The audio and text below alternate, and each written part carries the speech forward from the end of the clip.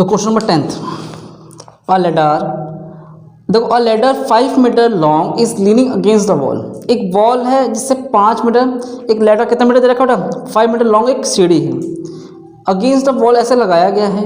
The bottom of the ladder is pulled along the ground, जो bottom ground पे ऐसे है, away from the wall at the rate of 2 centimetre पर second, change दे रखा है। How fast is the height on the wall decreasing, उसका जो height है वॉल की कितनी डिक्रीज होती चली जाएगी पर सेकेंड। ध्यान देना, देखो टाइम के रिस्पेक्ट में बात हो रही है, 2 सेंटीमीटर पर सेकेंड, तो समझ जाना टी के रिस्पेक्ट में बात हो रही है। When the foot of the ladder is 4 metre away from the wall. Suppose मान लो ये वॉल है, एक सेकेंड यहाँ जगह छोड़ दो, यहाँ बनाते हैं। सपोज मान लो ये लेडार है, ठीक है ना, ये वॉल हो गई और ये क्या हो गई बच्चों, ये वॉल हो जाती है। हमें ए 90 डिग्री एंगल बन रहा है इसे का, ठीक है ना।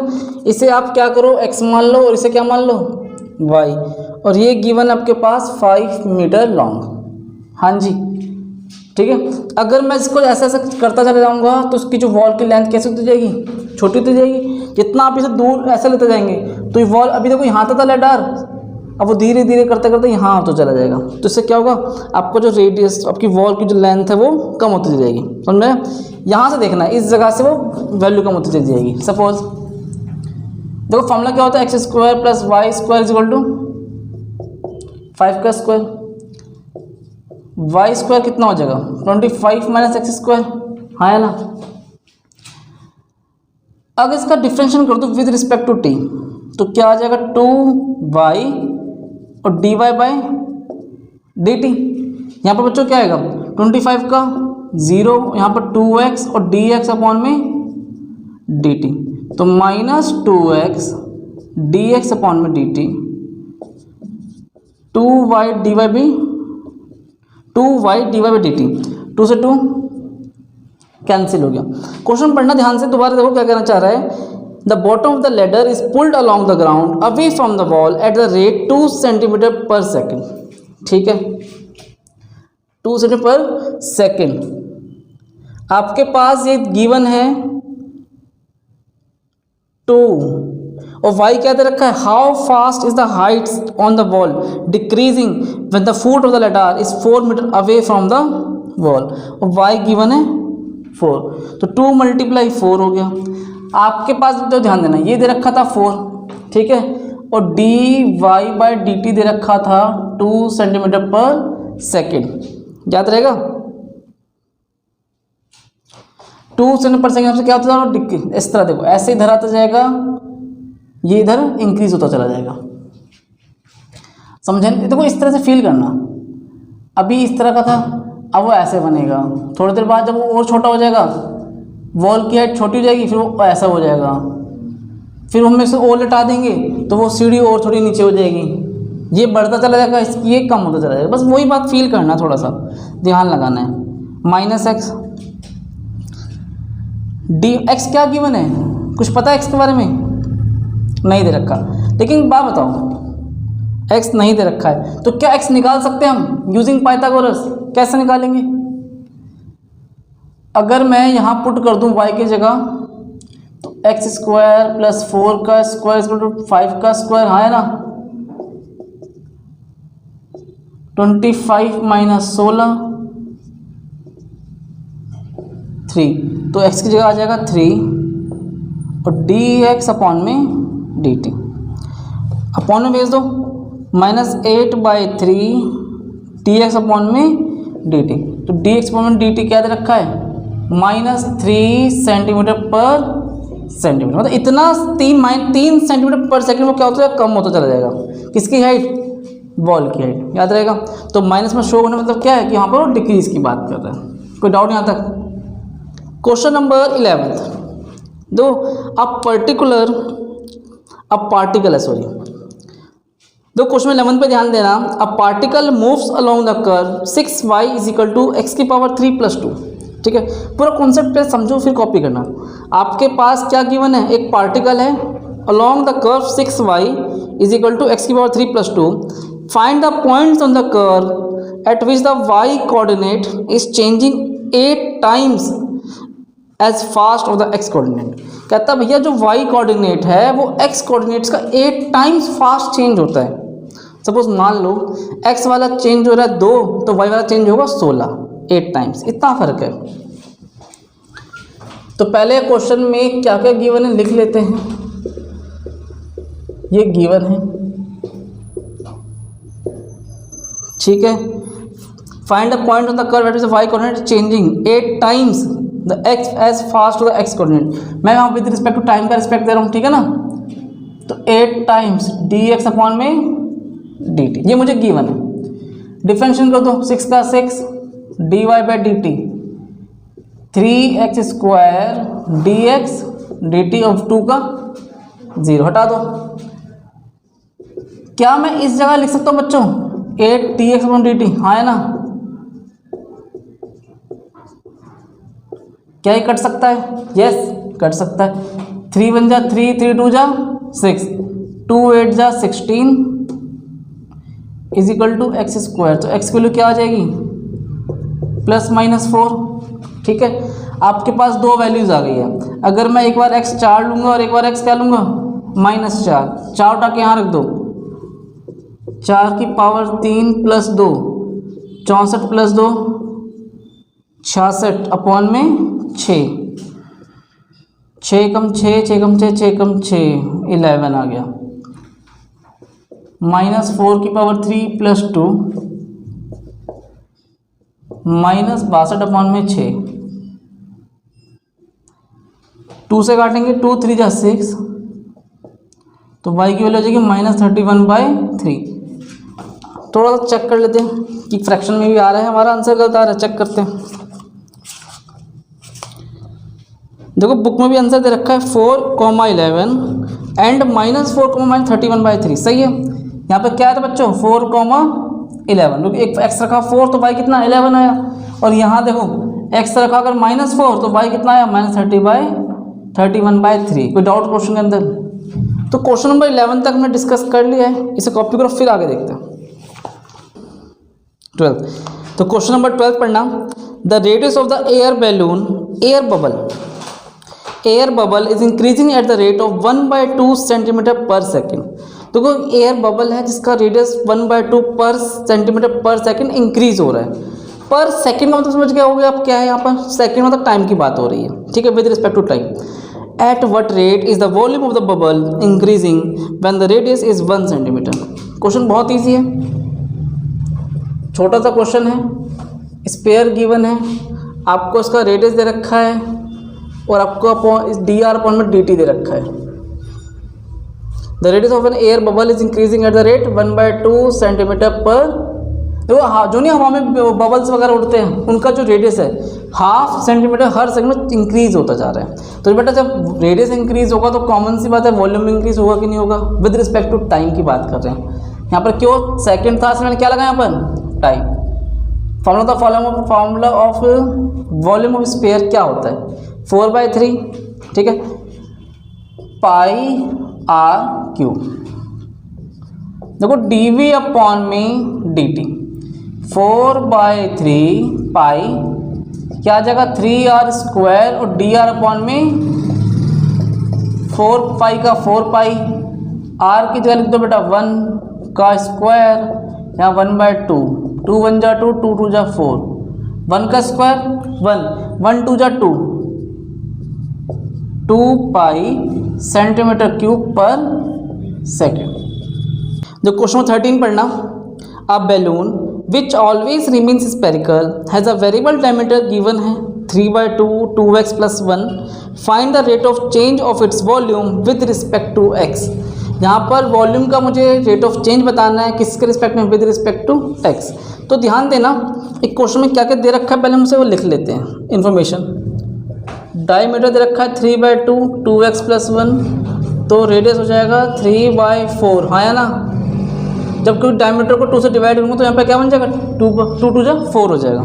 ऊपर जाके मुझे डिफ्रेंशिएशन करना है with respect to x। Question में साफ साफ कह रहा है वॉल्यूम क्या होता है बच्चों? 4/3 पाई आर क्यूब dv अपॉन में, एक काम करो पहले तो ये वैल्यू पुट कर दो, 4/3 पाई आर की जगह रख दो ये वाली वैल्यू 3/4 2x + 1 की पावर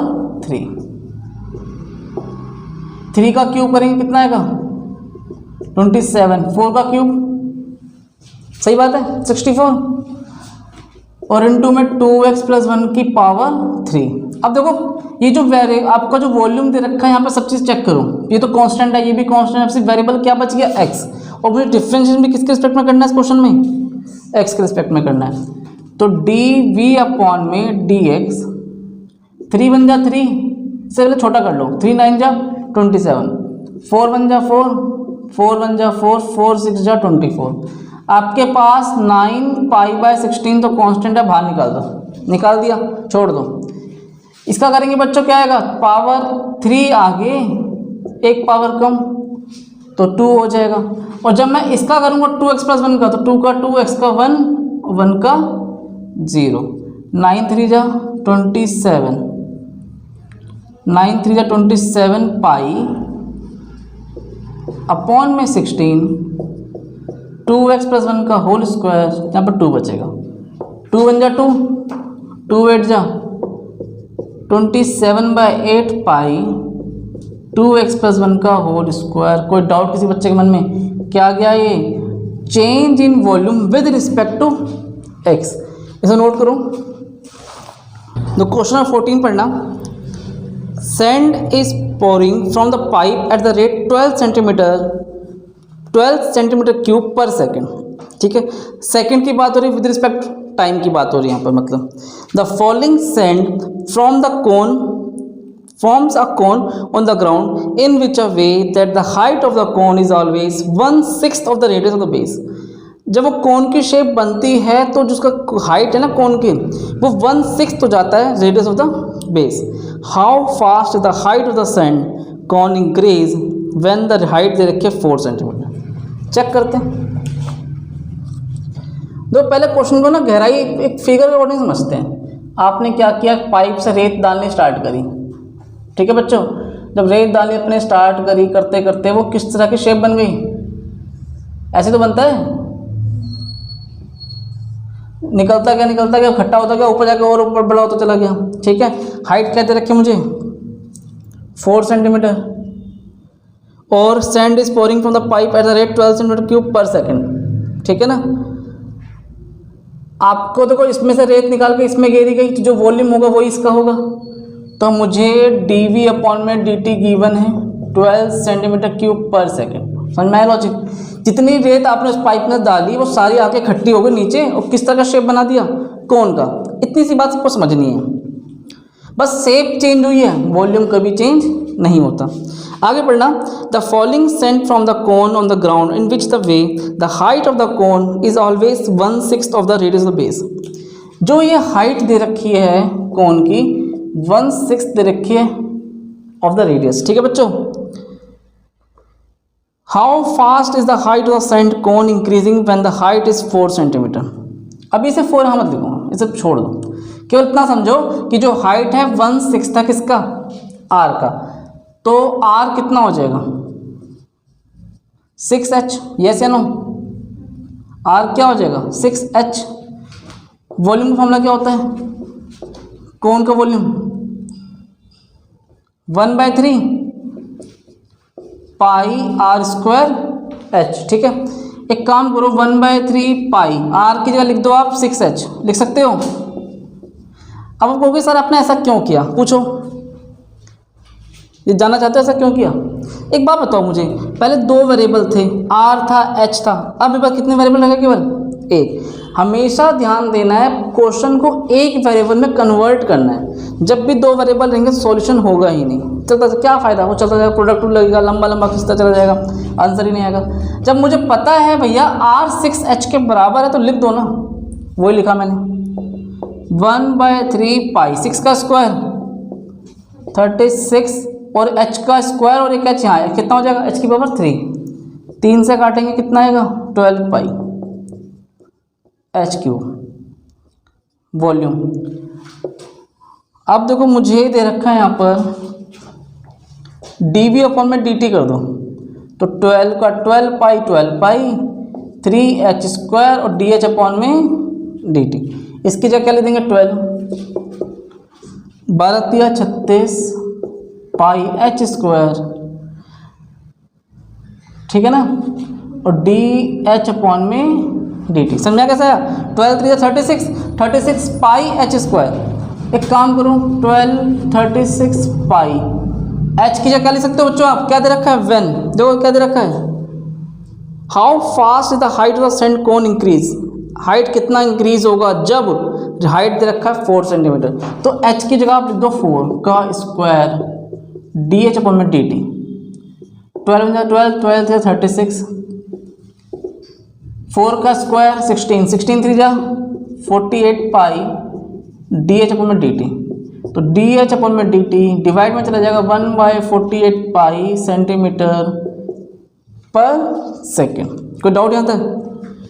क्वेश्चन नंबर 15 पढ़ना, बहुत इजी है 15 भी।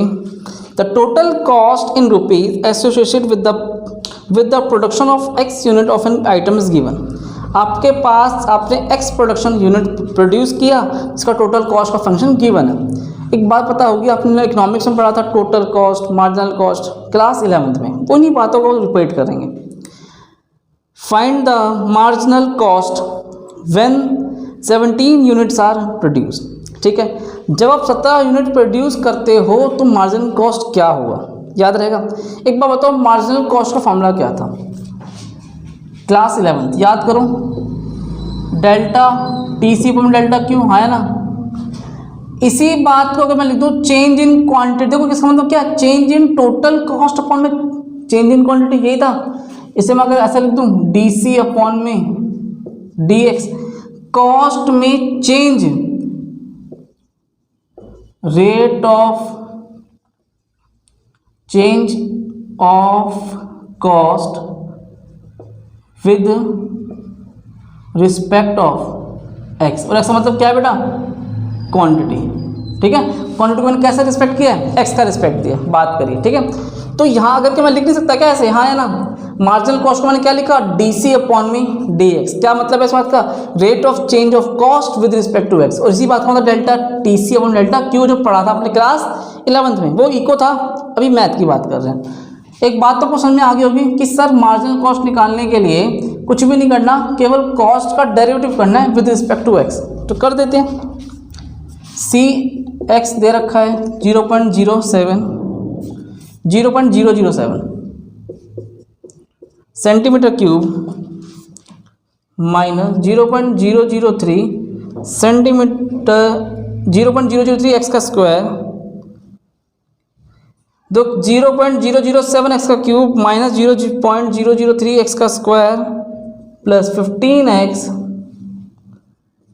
प्लस 4000। कर देते हैं भैया डिफ्रेंशिएशन x के रिस्पेक्ट में 0.007 इंटू में, देखो x का क्यूब को करेंगे तो क्या आएगा? 3x², हाँ है ना, माइनस 0.003 एज इट इज रहेगा। यहाँ पर क्या जाएगा? 2x, 15 का 15, x का 1 और 4 4 जगह 0 हो जाएगा। 3 7 जा 21 की 2 3 जा 6, हाँ है ना। कोई डाउट यहाँ तक? आपके पास क्या आ गया है? DC/DX आ चुका है। और क्या निकालना है? मार देखो यही चीज़ मान ले क्या है? मार्जिनल कॉस्ट ही तो है। ठीक है, इक्वल होता है। और हमें क्या निकालना है? मार्जिनल कॉस्ट जब x कितना होना चाहिए बच्चों? 17 यूनिट्स आर प्रोड्यूस। तो काम करो 17 पुट कर दो,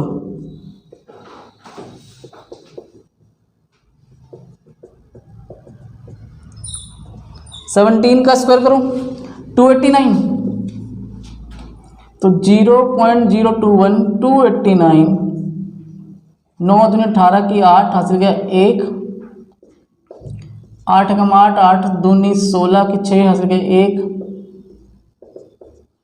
2 2 दूनी 4 0 0 9 16 की 6, हाँ जी 16 यहाँ से गए 1 2 और 6 8 10 की 0 वहाँ से गए 1 और 2 2 4 6 0 0 3 पॉइंट 6.069 6.069 माइनस 17 और 6 कितने होते हैं 17 85 102।